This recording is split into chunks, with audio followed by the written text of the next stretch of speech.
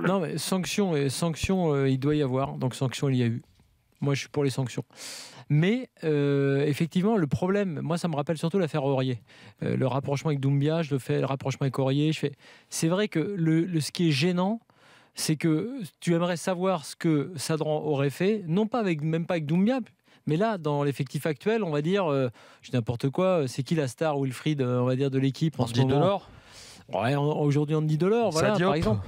Ouais, non, mais c'est ça. Donc moi, même le gardien, le jeune gardien. Oui, voilà, dans Lafont, exactement. Donc c'est ça que tu aimerais savoir parce que tu as un doute. Alors, je t'annonce qu'il n'aurait rien fait, moi. Bah peut-être, mais tu sais pas. On ne sait pas. Franchement, mais on ne sait pas. Parce arrête. que c'est vrai, comme dit Jérôme, il y a quelques temps. Mais en revanche, ce que je veux souligner quand même, c'est que tu as un exemple là d'une sanction, très bien, radicale.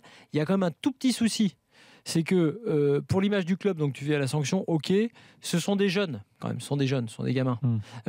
Sur les responsabilités exactes, c'est à ça que sert la présomption d'innocence pendant l'enquête. Oui, parce que si Hudson-Edouard est blanchi totalement, par exemple. Même s'il n'est pas blanchi, s'il a été accompagnateur, qu'il n'est pas le gars qui a tiré, ça n'excuse pas, ça n'empêche pas qu'il a fait une bêtise, qu'il a voulu faire une virée ou je ne sais pas quoi, mais c'est pas tout à fait la même responsabilité, que ce soit l'un ou l'autre d'ailleurs. Donc c'est en ça que souvent la présomption d'innocence est importante, c'est pour savoir quand même qui a fait quoi déjà, c'est quand même une base. Donc quand tu es un gamin, si c'est la première fois que tu fais un truc, et si à la fin tu t'aperçois qu'il n'y a pas eu grand chose et que tu as eu ta carrière entre guillemets brisée ou machin, ça me paraît être problématique. Et en gros, ma réflexion c'est la suivante, il faut sanctionner par rapport à l'image du club. Mais de là à virer du club, je parle là plutôt du petit Cafaro, parce que de toute façon, Hudson-Edouard, il est protégé puisqu'il appartient toujours au PSG, j'imagine. Le PSG n'a pas parlé de le virer, donc voilà.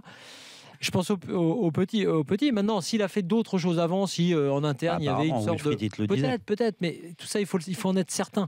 Ce que je veux dire, c'est que... Ils lui doivent le faire en connaissance de cause quand même, parce qu'ils ont reçu, ils ont reçu...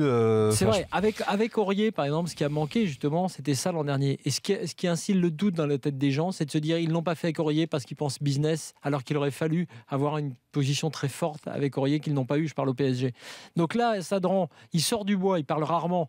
Donc c'est vrai que c'est intéressant de l'entendre parler. Il dit des choses très intéressantes d'ailleurs sur l'éducation et autres. Mais quand tu parles éducation, tu dois parler sanctions. Donc moi, je soutiens une sanction, mais tu dois aussi parler prévention.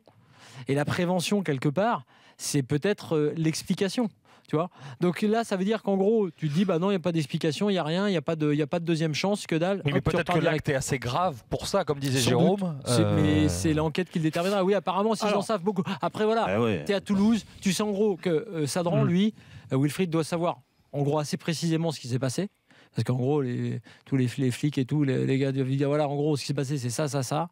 Et effectivement, tu peux derrière te dire bon, moi, dans ce cadre-là, tu mets en si la victime, il voit Cafaro avec le maillot du TFC ou celui qui lui a tiré dessus après, il peut s'estimer lésé dans l'histoire et il peut trancher comme ça. Bon, après, voilà, la question qu'il faut se poser, c'est peut-être si Doumbia, parce que vous prenez l'exemple de Doumbia avec l'excès de vitesse, si Doumbia avait tiré sur un passant, aurait-il été viré ? C'est ça, c'est plutôt ça. C'est la gravité des faits, effectivement.